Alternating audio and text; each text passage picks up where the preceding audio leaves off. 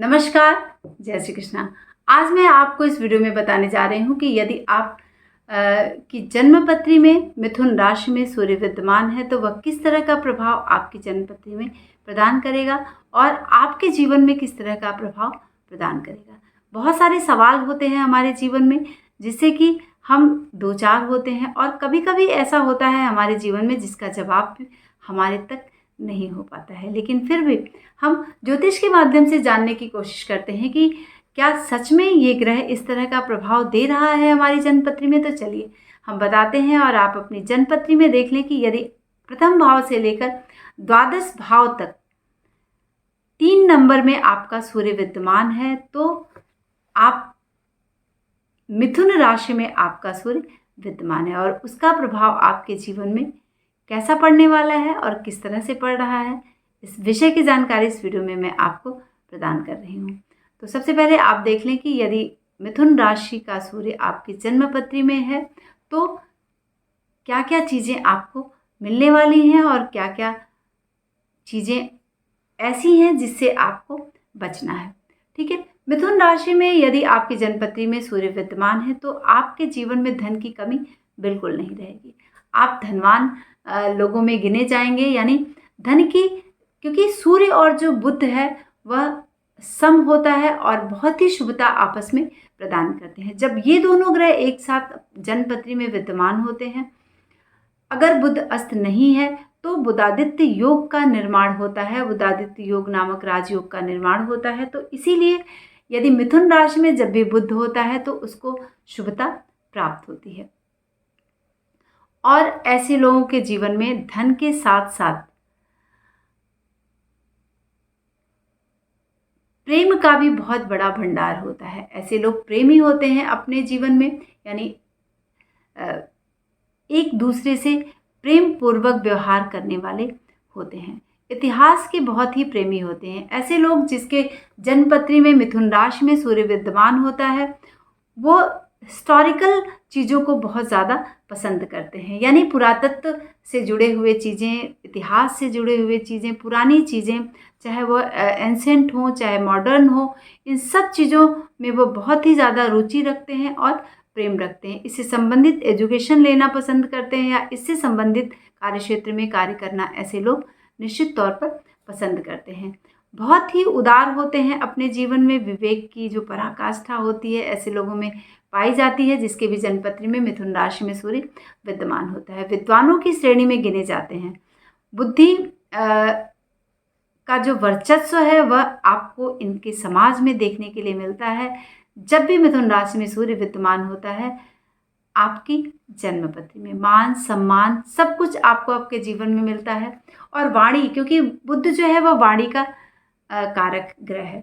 ठीक है, तो जब भी सूर्य मिथुन राशि में विद्यमान होता है तो मधुर भाषी होते हैं ऐसे लोग और बहुत ही नम्र स्वभाव के होते हैं, जिससे कि आप जाने जाते हैं ऐसे क्षेत्र में कि जिससे कि आपका मान सम्मान सब कुछ बढ़ता है और आपकी सबसे जो पॉजिटिव पॉइंट्स होता है वह आपकी होती है वाणी।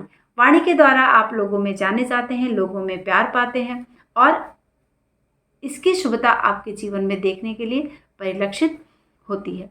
और मनुष्य के जीवन में सबसे बड़ा होता है कि वह विद्या का अध्ययन करे और जब भी मिथुन राशि में सूर्य विद्यमान होता है जन्मपत्री में तो विद्या अध्ययन करते ही हैं ऐसे लोग। विशेषतः ज्योतिष का क्षेत्र जो है उनके लिए बहुत ही शुभ और फलदायी होता है। तो अगर आपकी जन्मपत्री में मिथुन राशि में सूर्य विद्यमान है तो आप ज्योतिष के क्षेत्र में अप्लाई कर सकते हैं, ज्योतिष के क्षेत्र को कार्य क्षेत्र बना सकते हैं। यानी अगर आपकी रुचि इस क्षेत्र में है तो निश्चित तौर पर आप सफलता की सीढ़ी चढ़ सकते हैं। और खासकर खगोल शास्त्री आपको निश्चित तौर पर बनने के लिए ही सूर्य मिथुन राशि में आपकी जन्मपत्री में विद्यमान होता है।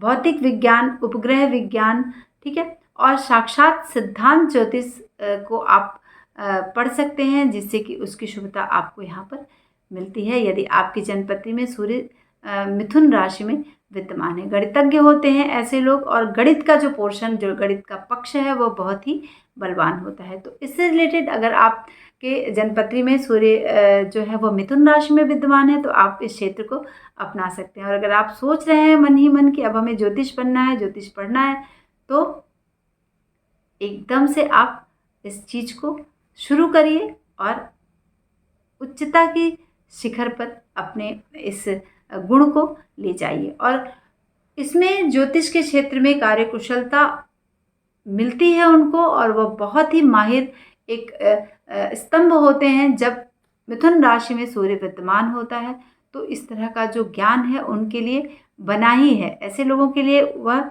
बना ही है इस क्षेत्र में जाने के लिए।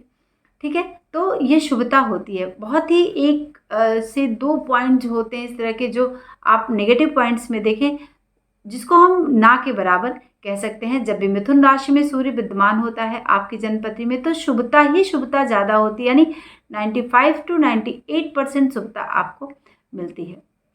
नेगेटिव पॉइंट सिर्फ अशुभता की श्रेणी अगर हम देखें इस मिथुन राशि में सूर्य के प्रभाव को, तो वह मुश्किल से 2% होता है, यानी जिसको हम ना के बराबर कह सकते हैं। तो अब उपाय क्या, हम क्या बताएं।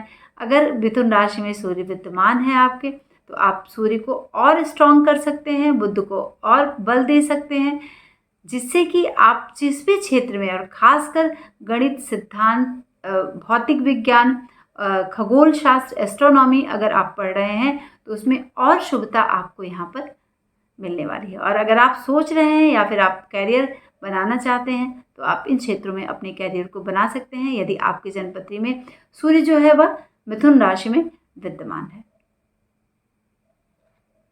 नमस्कार, जय श्री कृष्णा।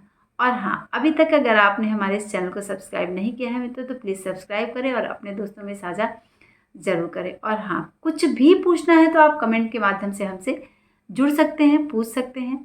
समय मिलते ही मैं उसका जवाब अवश्य दूंगी। नमस्कार, जय श्री कृष्ण।